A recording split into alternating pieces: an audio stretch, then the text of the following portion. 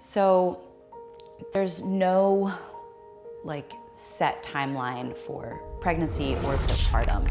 A lot of women will want to know like, hey, when can I start running again? Or when can I start, whatever, lifting weights again? And it's different for everyone.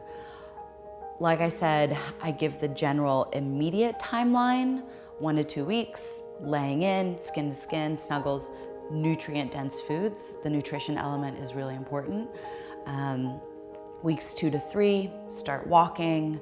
If you don't notice any symptoms like pain or bleeding or anything like that, then you can add the baby wearing and walking, and then doing a program of rehabilitation for your core and pelvic floor. So you don't have to do ours. We recommend ours because we really like it, but seeing a pelvic floor physical therapist before you go back to any other type of training. A lot of times, the way that our healthcare system works is that for the most part, you have a baby and then you go in for a 6-week checkup and you're with an OB, if that's who your healthcare provider is, and they give you the all clear to go back to working out. But they're not a specialist in core pelvic floor health.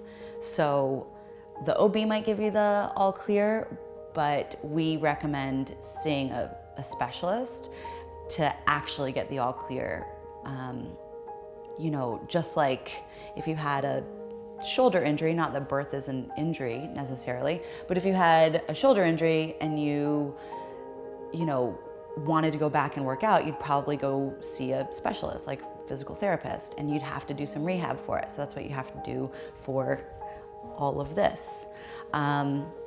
So after you've done that physical therapy, then gradually starting to incorporate more body weight movements, then more, so I like to kind of give what you're incorporating. First body weight movements, then adding some load, then adding reps or distance, then add intensity, and then add complexity.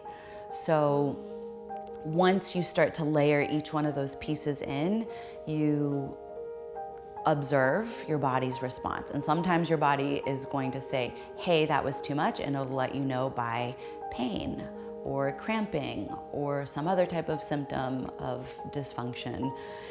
And then you have to scale yourself back and say okay, cool, box jumps are too soon for me right now. But gradually, you maybe don't start with a 24-inch box, but you start with a, 12-inch box. Maybe you're not doing 20 burpees at a time, but you're doing 6 because you notice that at 7, 8, 9, or 10, you feel pain the next day. So you start incorporating the next step slowly and gradually. For some women, it's gonna go a lot faster. For some women, it's not.